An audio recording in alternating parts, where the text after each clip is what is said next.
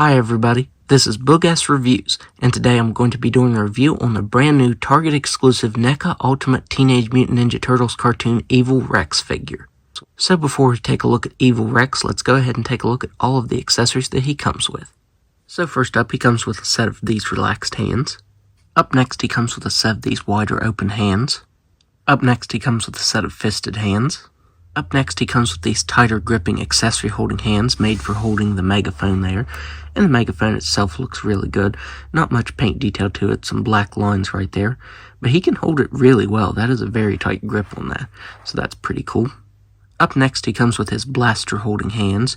You can tell that these are for the blasters because of how wide open the grip on them is. Up next, he comes with his blasters. You can actually peg them onto his hips right there. I think that's a very nice touch. And he can hold them very securely. That's why I showed them on his hips first, because these are some really tight grips. He can hold them very securely. And finally, he comes with these blue and red blaster effects for each of his blasters. And these look very nice. They're cast in a semi-translucent plastic.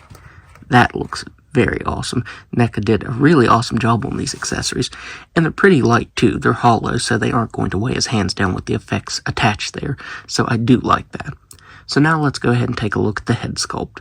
So taking a look at this head sculpt, I think NECA did a fantastic job on this. And this is actually all brand new parts.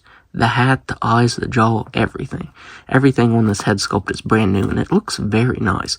I like how this one looks a lot angrier than normal Rex 1. Here they are side by side. You can see that Rex 1 looks a lot friendlier. The head sculpts are similar, but they do have their differences. Both of these have articulated jaws, but this one doesn't move as much as Rex 1's does. This one is very hindered. I don't know if it's like that on all of them, but this one is particularly hindered. You can see that the new Evil Rex 1 does not have the badge on the left chest plate, so he does have a brand new left chest plate. This is just a very well sculpted figure, and one of my favorite animated designs for the Turtles cartoon. All of the black lines are painted very clean. That looks very nice. You can actually open his chest here to see all of the buttons. They are painted just a little bit differently than regular Rex 1. But that looks very nice. I love that you can actually open his chest right there. That's pretty cool. On mine's right arm, you get a little bit of extra, I think this is like a light gray paint.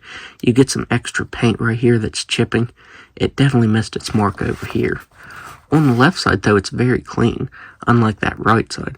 So it's a bit unfortunate that the right shoulder there is so messy. On the previous Rex 1 figure, the hips were really notorious for chipping.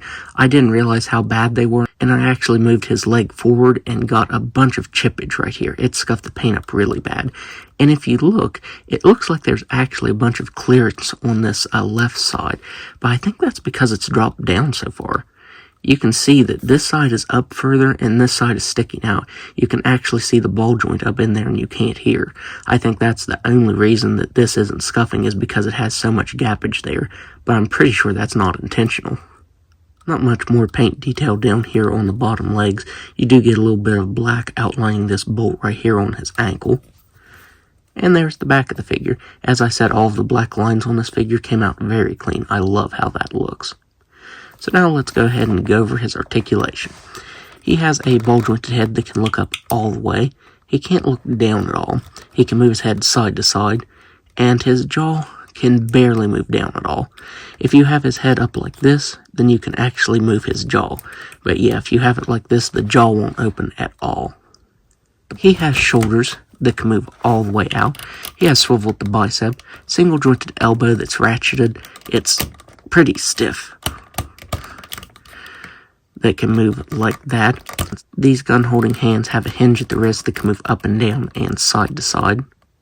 He has a ball-jointed diaphragm that can move back very slightly, can barely move forward at all, can barely move side to side. He has a waist swivel that, man, that's a nightmare to move. You can hear how tight that joint is. So yeah, definitely be careful with that. I honestly wouldn't even move that.